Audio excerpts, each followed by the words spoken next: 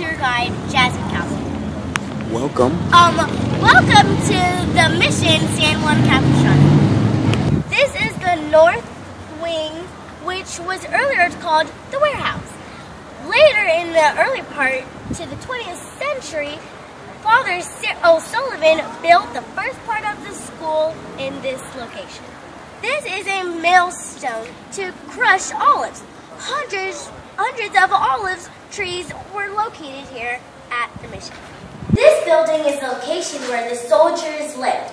Here you will find where the soldiers' weapons, their beds, and their clothing.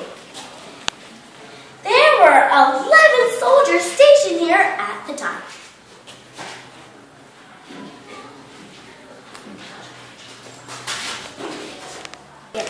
Now on to the next station.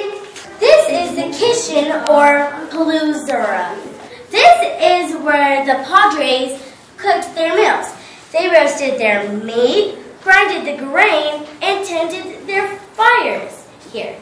As you can see, they cooked up some scrumptious food here. Hi, this is the historic plumbing. You might be surprised that this small channel is a zonja, which served as the mission's water faucet for over 50 years. Unlike our modern piping systems, the mission community built zonjas, or irrigation canals. Zonjas delivered water from the local creeks to provide the drinking water and irrigation for farming. As you can see, they used great plumbing needs. As you can see, we're having a wonderful time at San Juan Capistrano. Can't wait to go to the next station! This room served as the mission's pantry. This was the area that the Padres used to store their food. As you can see, they stored some interesting food items. The shelves used in this pantry were here when Father O'Sullivan arrived in 1910. This is the Padres' bedroom, or Emory. As you can see where they sat, where they stored their clothes in this bucket or something, and how they relaxed and sat down. I'm so glad I don't live here. Right there is where they ate. That's where his kitchen room was. And I don't know, I feel sorry for this guy whoever slept in here. Welcome to the Sierra Chapel. This is a historic house of worship. As you can see, they had a kind way of worshiping the Lord. Look how they took their time and created the background of this chapel. The candles, the amazing photographs, the windows, how it's like that. We don't have those in our the wallpaper and how they paint the statue. Talk loud. And this is the stage where I said that the nice stuff is here.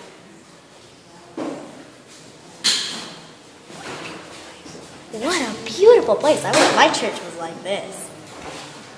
The mission cemetery served as a burial land for the local people. The first burial was recorded on March 9, 1781, and it is believed that approximately 2,000 people were buried here. When we're walking down this pathway, all the flowers and how when they came, they just buried them. And everything, and the beautiful plants around it. And as you can see, here's Jose Antonio Yorba the First. He was born on July 20th, 1743, at San Antonio, Spain. He died on January 16, 1825. Tears, tears. Rancho Santa Ana, California. Oh, that's not too far away from us. Now we are going to move for something sad, so sad, to something exciting, like the bells. Here we are at the mission's bells. Paul, in memory of Paul Arbiso, the bell ringer of the mission, who rang the bells on all occasions for 42 years. St. Joseph's Day, Swallows Day, on March 19th was one of the most important. Paul was wounded in France during World War I. A loving husband, father, and great-grandfather. A ranch hand, soldier, and mission gardener. A gentle, humble man who was friendly to all. Go. Now we're at our last two! Do it. Say it. This is a soldier and his about-to-be wife kissing. In 1935, construction workers found this exciting area. This area was used to make candles, grease, ointment, and soap. The resource used to make these things was called tallow and comes from the fat of cows and sheep. We've had a great time at Mission San Juan Capistrano, but there's just one more we have to see. Okay, this is the Industrial Center. We're going to take some time to look at these, but I'm just going to go through them so I can show you what we're going to do. First, we're going to be, well, we already saw this, but the tallow rendering soap candle maker. Then we're going to see wool fabric dyeing, clothing, and blanket production, iron smelting, blacksmithing, and the area used for stretching and scrapping of hides. Then we're going to see the draining channel for rinsing, and tanning vats used to soak hides and tannic acid. This is the tanning vats used to soak hides and tannic acid. Now we're going to the furnace. Now to the furnaces where they made tools.